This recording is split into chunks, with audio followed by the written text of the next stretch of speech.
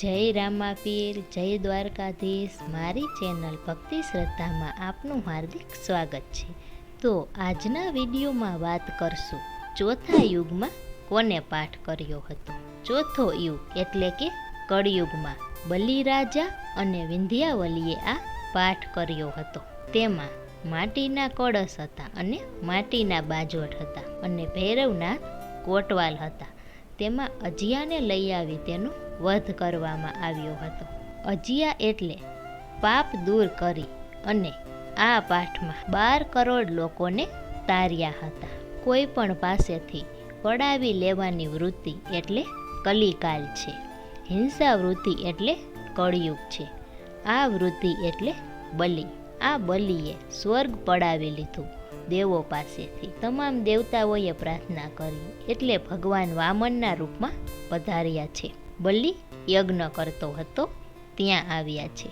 બલિએ તેમનું સ્વાગત કર્યું અને કહ્યું કે આ મારો છેલ્લો 100મો અશ્વમેઘ યજ્ઞ છે.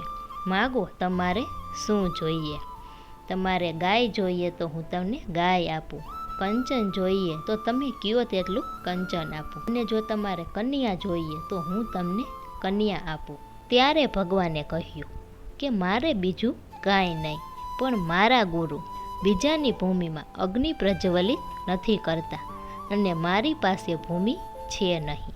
તમે મને ભૂમિ આપો અને હું મારા ગુરુજીને ભૂમિનું દાન કરીશ અને ત્યાં અગ્નિ સ્થાપિત કરે.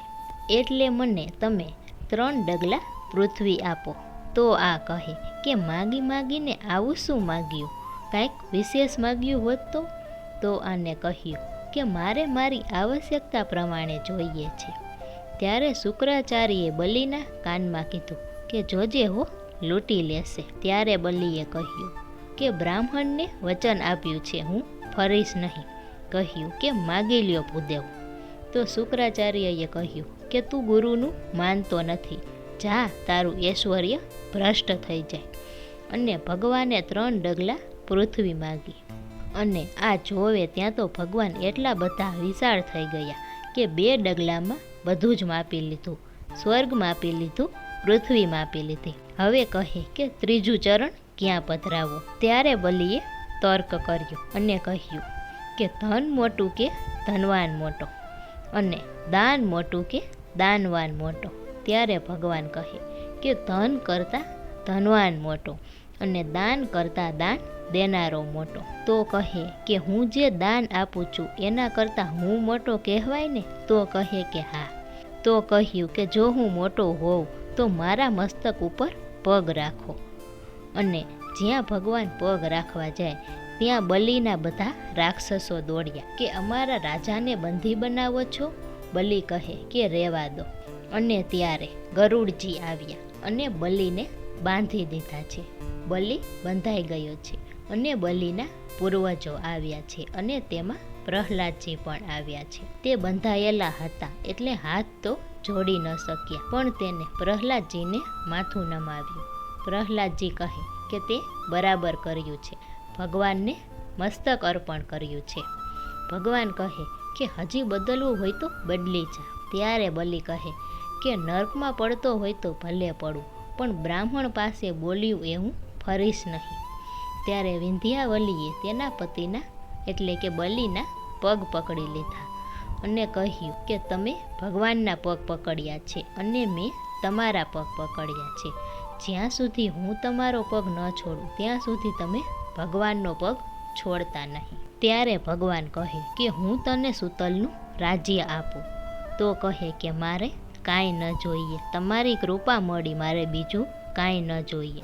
છેલ્લે ભગવાને કહ્યું કે તું ચિરંજીવી રહીશ. પછી છેલ્લે બલિએ સૂતલનું રાજ્ય લેવાની હા પાડી, પણ કહ્યું કે મારી એક શરત છે, હું જ્યાં જાઉં ત્યાં તમે જ દેખાવા જોઈએ. અને ભગવાન બંધાણા છે. સૂતલમાં એની રાજધાની હતી. તેના 52 દરવાજા હતા અને બધા દરવાજા ઉપર તેની દ્રષ્ટિ પડતી. તો કહે કે હવે દરેક દરવાજે મારે રહેવું જ પડશે. એટલે પછી ભગવાન દરેક દરવાજે દ્વારપાળ બનીને રહ્યા છે. અને બલિ અને વિંધ્યાવલીએ યજ્ઞ રચ્યો છે.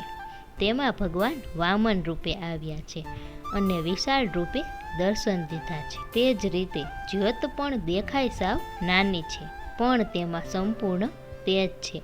તેમાં આખું જગત આવી જાય છે. ચોથા યુગનો આખો યજ્ઞ હિંસાવૃત્તિ દબાવવા માટેનો છે. હિંસાવૃત્તિ એટલે બળજબરીપૂર્વક પડાવી લેવું, તે દૂર કરવાનું છે. અને અહીં અજિયા એટલે કે પાપને મારવાનું છે. અને તે સમયે પાપને મારી અને 12 કરોડ લોકોને તારી દીધા છે. એ જ જ્યોતની આ બંનેએ ઉપાસના કરી છે. તેને જ્યોતની ઉપાસના કરી અને અખંડની ઉપાસના કરી હતી. એટલા માટે તે આ ભગવાનનું વિશાળ રૂપ જોઈ શક્યા છે. જય રામાપીર, જય દ્વારકાધીશ.